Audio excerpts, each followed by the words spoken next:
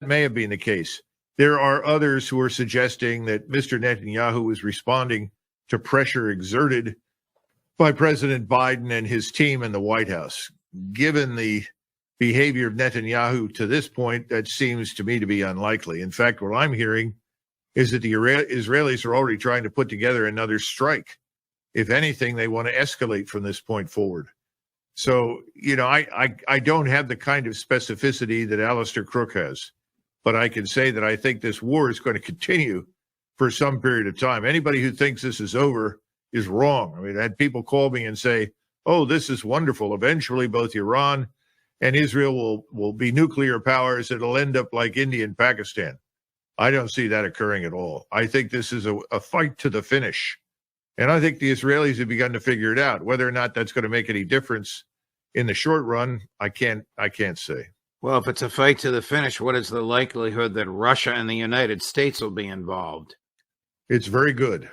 I think the likelihood is high. And that's one of the reasons why, you know me, I've been arguing against this for years. Right. We don't want to be involved in a war with a continental power. We cannot win wars against continental powers. A great continental power like Russia, it's impossible. Or for that matter, Iran.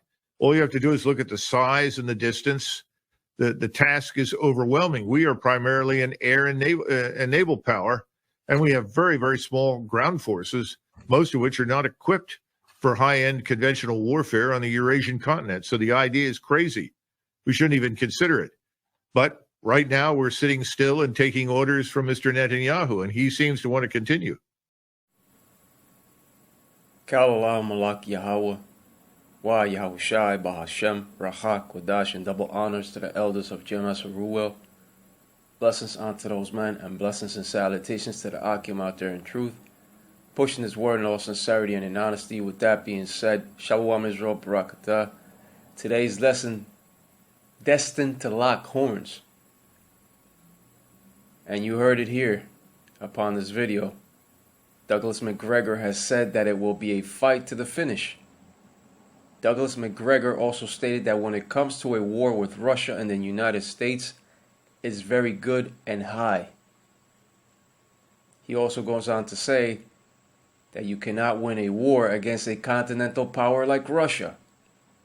And when it comes to Russia and the United States, these two superpowers are destined to lock horns with one another.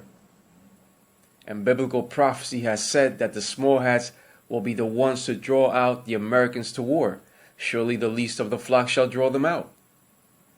And that is found upon the scripture of Jeremiah 50 and verse 45. Let's go over to that scripture. Jeremiah 50 and verse 45. Therefore hear ye the counsel of the Lord that he hath taken against Babylon, and his purposes that he hath purposed against the land of the Chaldeans. Surely the least of the flock shall draw them out. Surely he shall make their habitation desolate with them. Right. Surely the least of the flock shall draw them out. Meaning that the so-called small hats or Amalekites of the Israeli state will be the ones to draw out the American armies into World War III. First is the CHIP of Revelation 13 and 16, and then that greater war.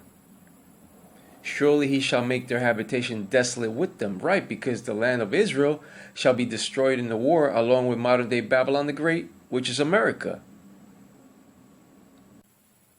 Babylon the Great shall never rebuild.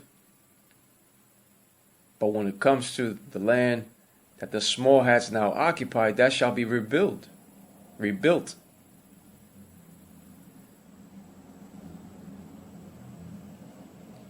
And this is a near future prophecy that the Holy Scriptures have foretold since the very beginning. Jeremiah 50 and verse 46. At the noise of the taking of Babylon, the earth is moved, and the cry is heard among the nations. That's right, the Bible has said that the earth shall reel to and fro like a drunkard. That's due to all the vast missiles raining down upon modern day Babylon the Great. Also, if Iran was to get attacked, That will also draw out the Russians to war due to that Russian-Iranian strategic alliance, and the Russians shall be a guard unto them in the time of need. You can best believe that.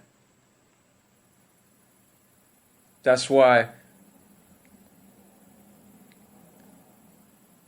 Colonel Douglas MacGregor has said that you cannot win a war against a continental power like Russia.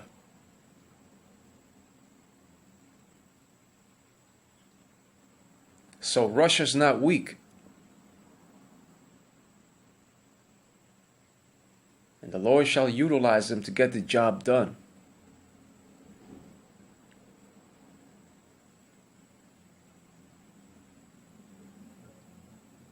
The cry is heard among the nations that shall take place when the people of the other nations hear of the utter destruction of modern-day Babylon the Great.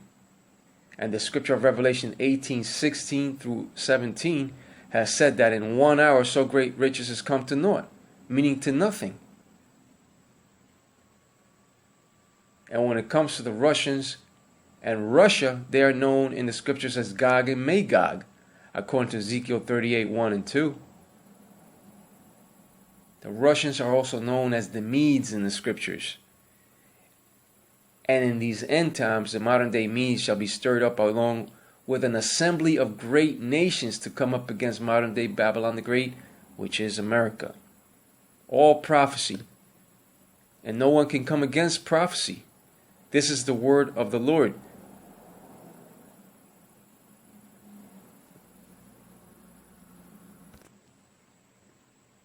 No longer is America the big bully in town. Now Russia is the new bigger bully in town.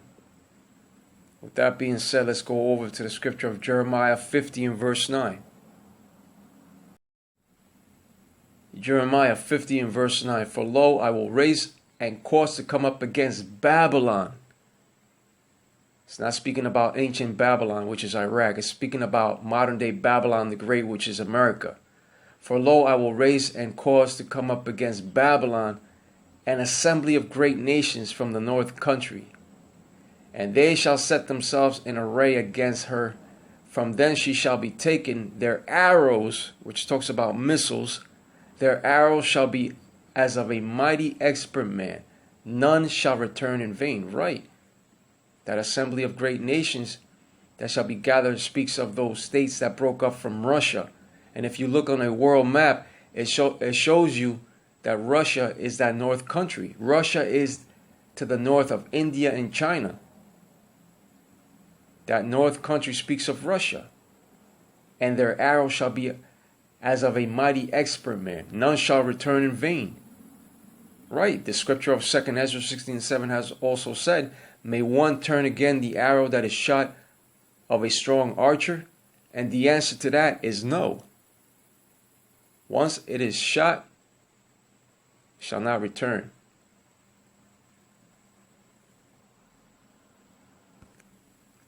Because it shall be the Spirit of the Lord that shall be guiding them to their strategic targets. So none shall return.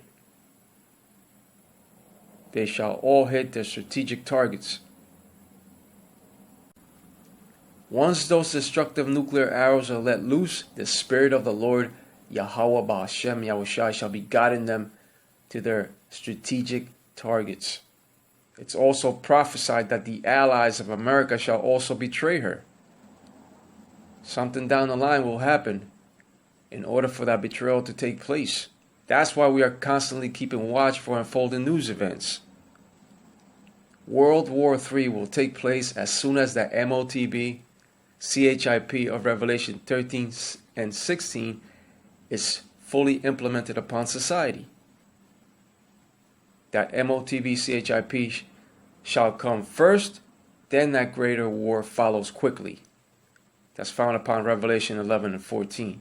These prophecies are speaking loudly and more clearly now. The stage is set. Here we have Jeremiah 51 and 11. Make bright the arrows, gather the shields. The Lord hath raised up the spirit of the kings of the Medes, for his devices against Babylon to destroy it, because it is the vengeance of the Lord the vengeance of his temple. And the arrows are the missiles. The kings of the Medes represents the Russians for his devices against Babylon. And this Babylon speaks of modern day America. And those devices speak of those inbound nuclear warheads that will be launched from their respective silos of land, sea, and air. They shall also be launched from the silos of airplanes. You even have silos mounted upon moving trains. That's why they have something called the rail car launched ICBM. And these destructive arrows are even mounted upon vehicles. And when it comes to these wars, it is the Lord, Yahweh Ba'Shem Yahushai, that controls these current wars. The Lord himself is a man of war. Exodus 15:3. But at the appointed time, the Lord will utilize the Russians to burn modern-day Babylon the Great to ashes. For his devices against Babylon to what? To destroy it. Because it is the vengeance of the Lord, Yahweh Ba'Hashem Yahushai, the vengeance of his temple. And this is the will and purpose of the Lord, Yahweh Yahushai. Just as it also says in the scripture of Jeremiah 51:28-29. That evil thought shall enter into the minds of these leaders to burn her with fire, especially upon the president of Russia. And the scriptures speak about all these things. The Medes on that day shall be stirred up against them. Let's go over to that scripture of Isaiah 13:17 and 18. Because the Medes shall be stirred up by the Lord.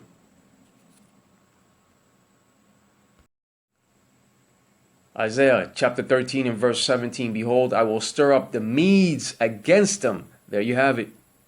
Which shall not regard silver, and as for gold, they shall not delight in it. And the Russians are those modern day Medes that shall not regard silver, and as for gold, they shall not delight in it. And the Russians shall be stirred up to come up against Babylon the Great, which is America, with their arrows of destruction in that greater world war to come. You cannot buy the Russians, because the Russians' only purpose on that day will be to destroy modern day Babylon the Great from off the face of this earth. And this is biblical prophecy. Isaiah chapter 13 and verse 18. Their bows also shall dash the young men to pieces, and they shall have no pity on the fruit of the womb. Right, because once those nuclear bombs are set off, they're not going to spare anything in their path. Their bows also shall dash the young men to pieces, and they shall have no pity on the fruit of the womb. Their eyes shall not spare children. You see? The bows speak of their silos, and those arrows speak of those destructive missiles that the bow shall let loose. These arrows are the weapons of the Lord's indignation or righteous anger.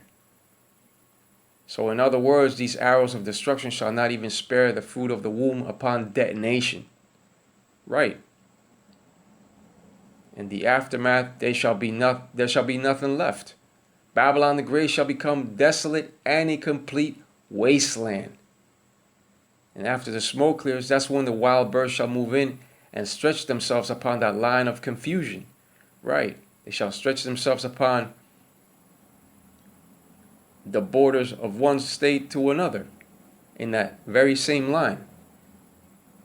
But the only thing, you're not going to know where one state ended and another began. So much debris.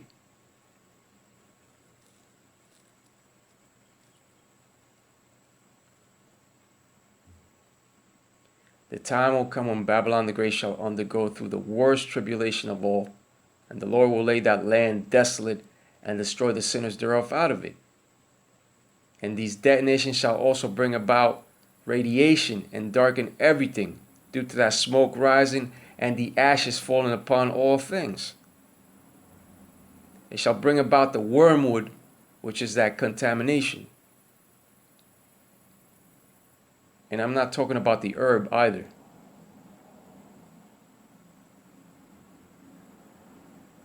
And when it comes to that word wormwood, it's of Ukrainian translation, meaning Chernobyl.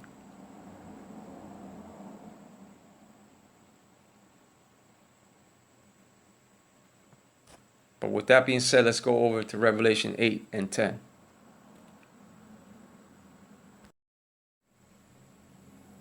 Revelation 8 and 10. And the third angel sounded, and there fell a great star from heaven, burning as it were a lamp, and it fell upon the third part of the rivers and upon the fountains of waters.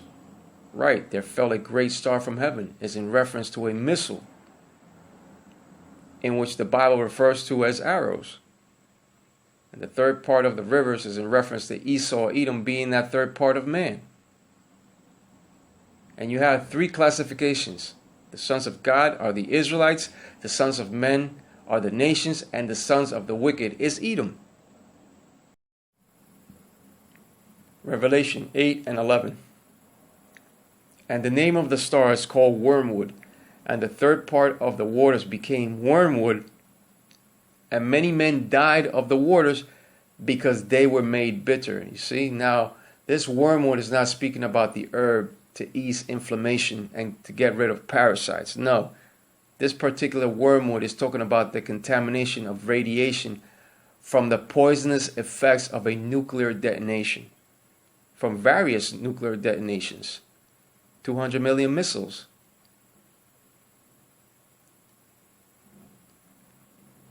One missile alone can carry multiple warheads. The Sarmat can carry from 10 to 16 warheads inside of that one missile alone.